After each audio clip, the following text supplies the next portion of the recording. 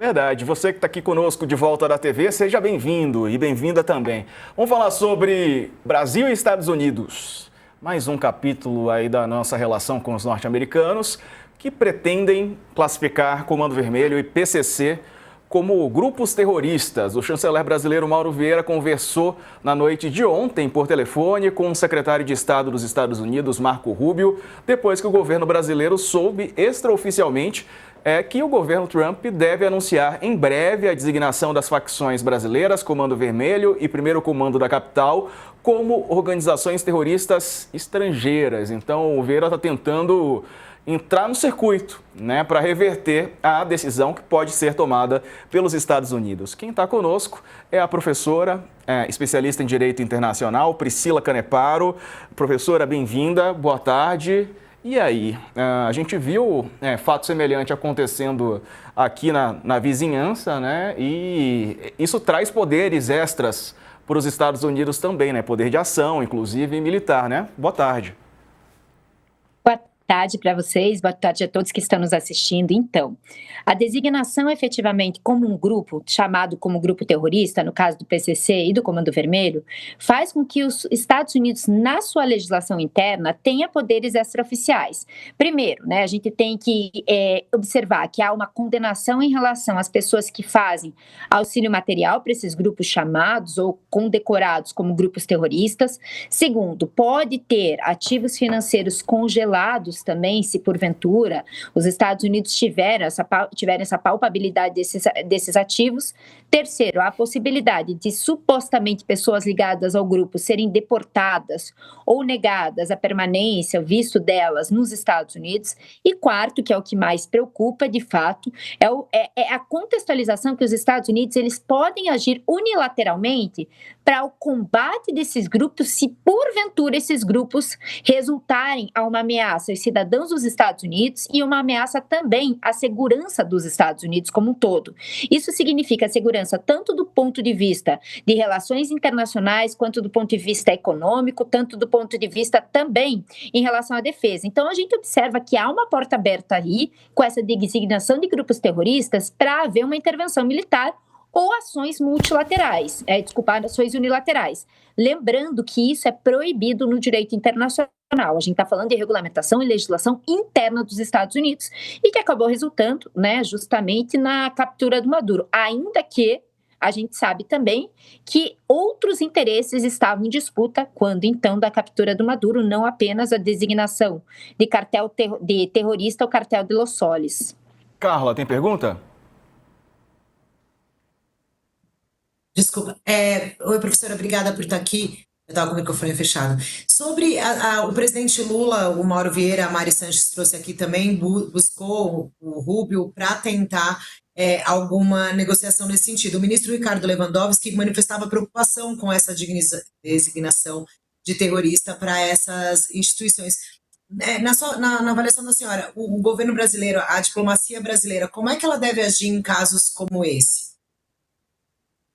Bom, Carla, obrigada, boa tarde. Eu acho que a gente precisa primeiro destacar que o papel da diplomacia brasileira nesse sentido, de encaminhar uma conversa, justamente pensando que, inclusive, no próximo mês, o Lula vai estar em Washington, é justamente o caminho que tem que ser seguido, A gente precisa entender que ninguém está aqui, enfim, defendendo o PCC nem Comando Vermelho, mas a gente sabe que essa designação como terrorista acaba por, inclusive, impactar a economia brasileira, porque é como se a gente não tivesse, estrutura jurídica, estrutura de apoio de segurança nacional para fazer esse combate e tornar uma segurança, inclusive, para investidores estrangeiros e para cidadãos estrangeiros.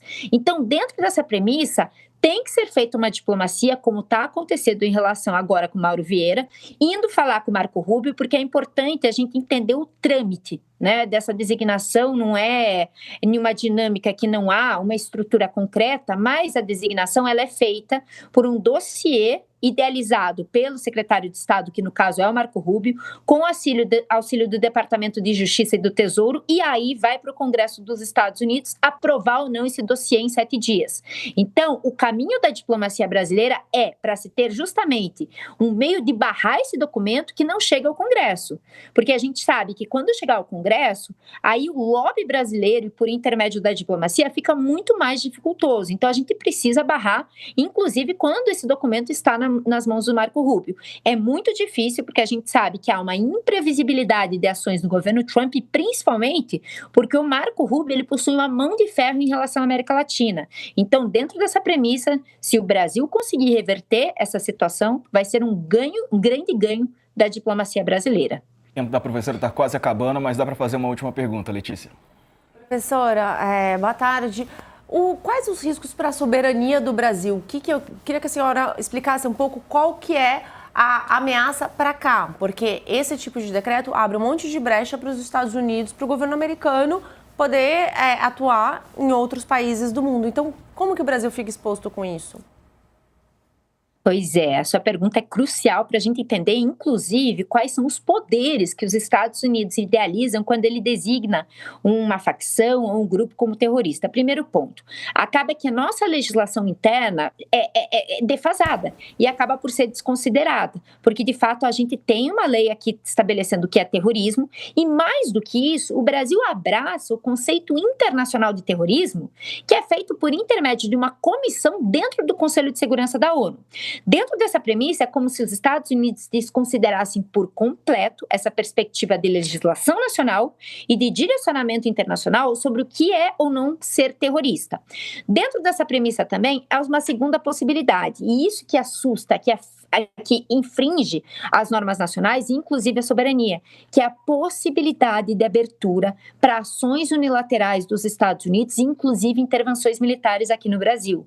A partir do momento que os Estados Unidos designam um grupo como terrorista, eles se dão no direito, justamente, de fazer com que haja, um recrudescimento da segurança dos Estados Unidos, incluindo aí a possibilidade de ingressar no território nacional sob o pretexto de acabar com esses grupos terroristas.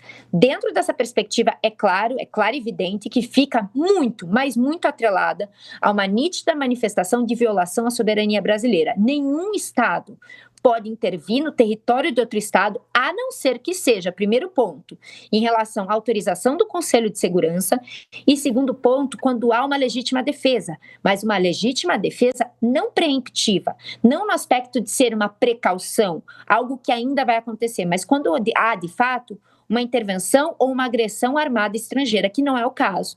Então, por consequência, é um tema muito preocupante para a soberania brasileira, porque sim, há a possibilidade dos Estados Unidos virem a intervir unilateralmente no Brasil, se porventura ocorrer essa designação, como esses dois grupos têm, idealizados por intermédio do Marco Rubio, como grupos terroristas. Professora Cebolinha. Professora Priscila Caneparo, obrigado pela entrevista, viu? Um abraço, boa semana. Obrigada, boa semana para vocês também. Valeu. E aí, Beto, Comando Vermelho e PCC talvez sendo classificados como terroristas? Isso acho que a professora explicou bem. Isso é lamentável, é vergonhoso, terrível, preocupante, porque é uma agenda da extrema-direita mundial, já não é de hoje. A coisa de um ano atrás veio uma missão da Casa Branca para o Brasil, se reunir com Flávio Bolsonaro e outros líderes da extrema-direita brasileira para pedir que o governo fizesse isso. O governo brasileiro foi peremptório e disse, não venham com esse papo. Essa conversa voltou há alguns meses quando o DERIT pôs o projeto de lei de antifacção, onde uma das coisas que o Congresso derrubou, por pressão do governo, era igualar PCC e Comando Vermelho a terrorismo. O que, inclusive, todos os especialistas, aí a questão também importante de fundo, todos os especialistas da área dizem que não equivale, não tem sentido. O terrorismo tem um objetivo político, o PCC tem um objetivo monetário. E aí a gente poderia aqui discorrer muito tempo sobre a diferença do que é um cartel, o que é uma máfia, o que são ações terroristas. Obviamente, PCC e Comando Vermelho têm mil defeitos, mas não são terroristas. São crime organizado, são facções criminosas, mas não são terroristas.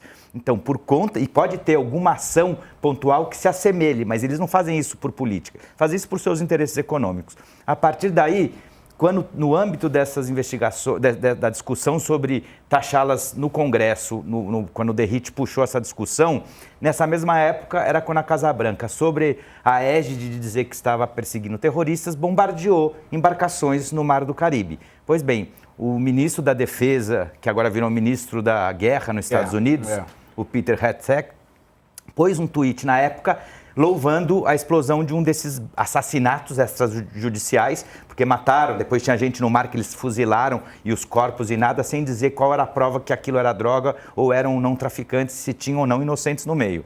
Pois bem, ele celebrando isso, o nosso moderado, porque agora já tem gente dizendo que o Flávio Bolsonaro é moderado, inclusive em colunas de opinião nos veículos de, como a Folha de São Paulo, teve esse debate essa semana entre o Joel Pinheiro e o Celso Rocha Bastos, o Joel defendia essa moderação do Flávio. O Flávio, quando o Peter Hegseth pôs essa história de celebrando ter explodido um barquinho com pescadores no Mar do Caribe, dizendo que eram terroristas, e falava, ele pôs comentando a mensagem em inglês, que inveja, aqui há barcos dessa natureza na Baía da Guanabara, vocês não querem vir para cá? Então, quer dizer, o moderado Flávio pedindo para que os Estados Unidos, assim como ele defendia no Congresso que o PCC virasse terrorista, antes mesmo já estava pedindo para os Estados Unidos torpedear o continente, o território brasileiro.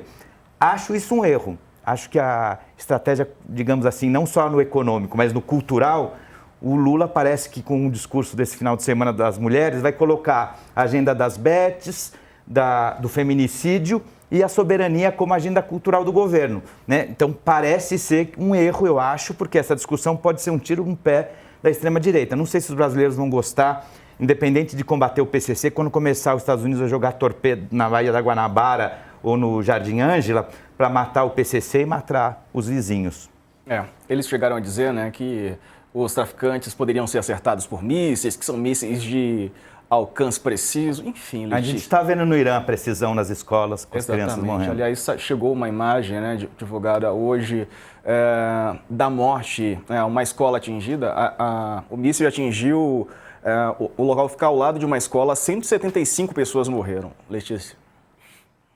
É muito complexa essa situação para o Brasil agora, né?